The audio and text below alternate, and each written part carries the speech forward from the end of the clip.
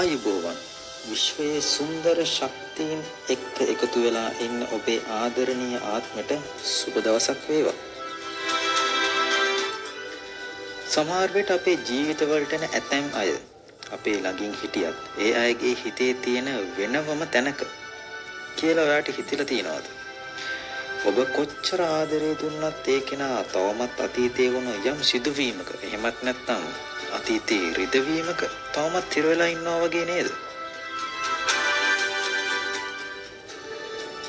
අද අපි මේ ටැරොට් රීඩින් එක මගින් කතා කරන්න යන්නේ ඔබේ හිතේ ඉන්න ඒ සුවිශේෂී කෙනා තවමත් අතීතයේ මතකවල හිර වෙලා ඉන්නේ ඇයි කියන දේ ගැන බලන්නයි. අපි මුලින්ම බලමු මේ මොහොතේ ඒ කෙනාගේ හිතේ තියෙන ඇත්තම தත්ත්වය මොකක්ද කියලා. පිටතට බලද්දී කෙනා හරිම ස්ථාවරයි. තමන්ගේ වැඩ කටයුතු රැකියාව එහෙම නැත්නම් සමාජයේ ඉස්සරහා එයා පෙනී සිටින්නේ කිසිම ප්‍රශ්නයක් නැති හරිම ශක්තිමත් කෙනෙක් විදිහට. එයා තමන්ගේ වගකීම් පිටුපස හැංගිලා ඉන්න උත්සාහ කරනවා. ඒත් ඇත්තම කතාව නම් ඒක නෙමෙයි. එයා පිටතට මොනතරම් hina වෙලා හිටියත් තමන්ගේ ඇතුළත තියෙන සංවේදී හැඟීම් තනිකම සහ වේදනාව කාටවත් පෙන්වන්න නොදී හරි පරිස්සමින් හදවත ඇතුලේ පාලනය කරගෙන ඉන්නවා. එතකොට මේ කෙනාව අතීතයේ අල්ලගෙන තියාගෙන ඉන්න ප්‍රධාන සිදුවීම මොකක්ද? එයාගේ හිතේ තවමත් අතීතයේ සිදුවුණු තදබල මතභේදයක්, රණ්ඩුවක්, එහෙමත් නැත්නම් නොගැලපීමක් ලොකු කැලලක් කරගෙන තියෙනවා. සමහර විට ඒ වෙලාවේ දෙදෙනාගෙන් එක්කෙනෙක් දිගටම ගිහින් අන්තිමේදී දෙදෙනාටම සිදුවුණු ලොකු සිත් රිදවීමක් වෙන්නත් පුළුවන්. එදාම මේ දේ නොකර හිටියනම් කියන ලොකු පසුතැවීමක් තවමත් එයාගේ හදවතේ රහසින්ම දැවෙනවා. ඊළඟට අපි බලමු එයාගේ සිත ඇතුලේ තියෙන බිය සහ නොකියූ වේදනාව මොකක්ද කියලා. එයාගේ සිත ඇතුලේ අතීතයේ වුණු ඒ ඍණාත්මක සිදුවීම්, වේදනාකාරී මතකයන්, බැඳීම් වලින් නිදහස් වෙන්න බැරි ලොකු අසරණකමක් තියෙනවා. එයා අභ්‍යන්තරයෙන් බයයි.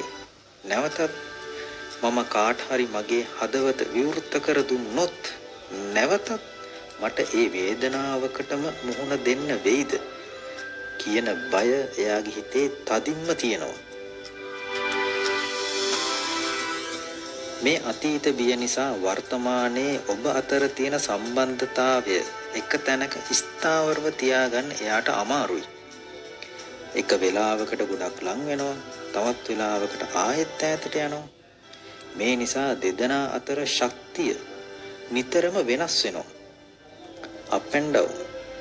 දේවල් වෙනස් කරන්න එයාට ඕන වුණත් තමන්ගේ අතින් යම් දෙයක් කරන්න උත්සාහ කරන්නේ නැතුව හැමදේම කාලයට සහ දෛවයට බාර දීලා බලාගෙන ඉන්න ස්වභාවයක් මෙතනදී පෙන්눔 කරනවා.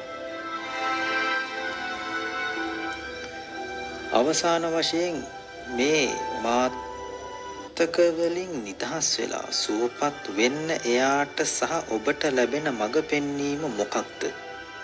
අපි බලමු.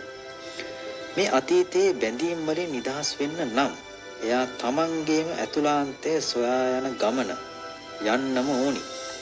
බාහිර ලෝකයෙන් සහ කෝලහල වලින් මොහොතකට ඈත් වෙලා සිත නිශ්චල කරගෙන තමන්ට උණු වැරදි සහ ජීවිතයෙන් ලැබුණු පාඩම් නිර්වුල්ව තේරුම් ගන්න යාට කාලය අවශ්‍යමයි.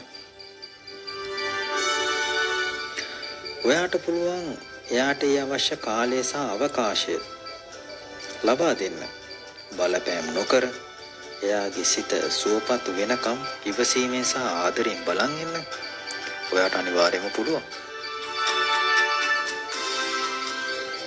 ජීවිතේ හැමදේම සිද්ධ වෙන්නේ යම්කිසි යහපත් හේතුවකට.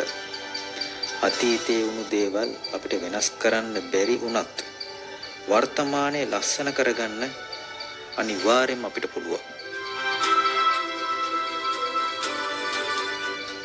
මේ රීඩින් එක ඔයාගේ ජීවිතයට රෙසනේට් වුණා නම් අදහස පහලින් කමෙන්ට් කරන්න. තවත් කෙනෙකුගේ සිත නිවන්න මේ වීඩියෝ එක ලයික් කරලා ෂෙයා කරන්න.